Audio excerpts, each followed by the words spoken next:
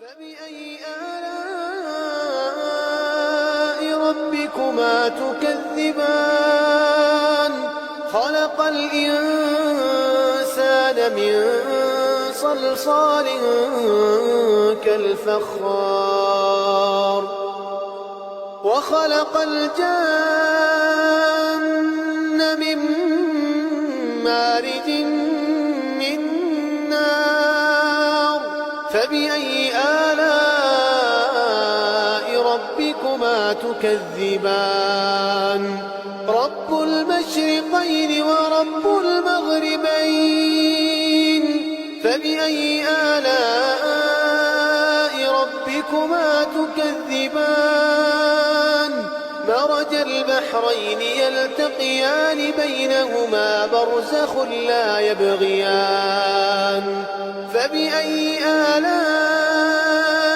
ربكما تكذبان يخرج منهما اللؤلؤ والمرجان فبأي آلاء ربكما تكذبان وله الجوار المنشآت في البحر كالأعلام فبأي آلاء ربكما تكذبان كل من عليها فان ويبقى وجه ربك ذو الجلال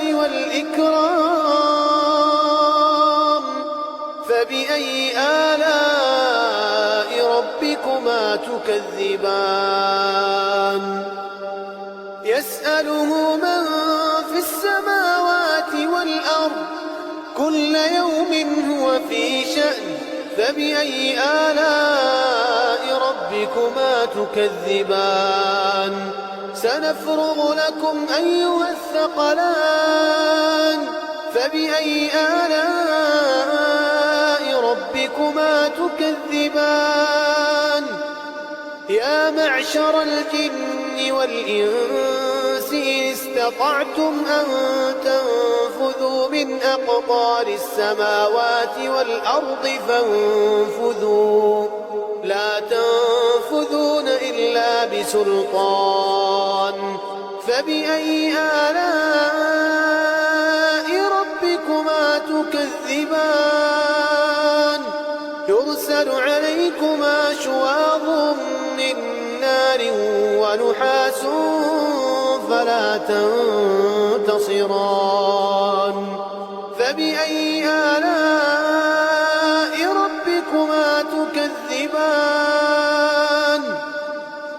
فإذا انشقت السماء فكانت وردة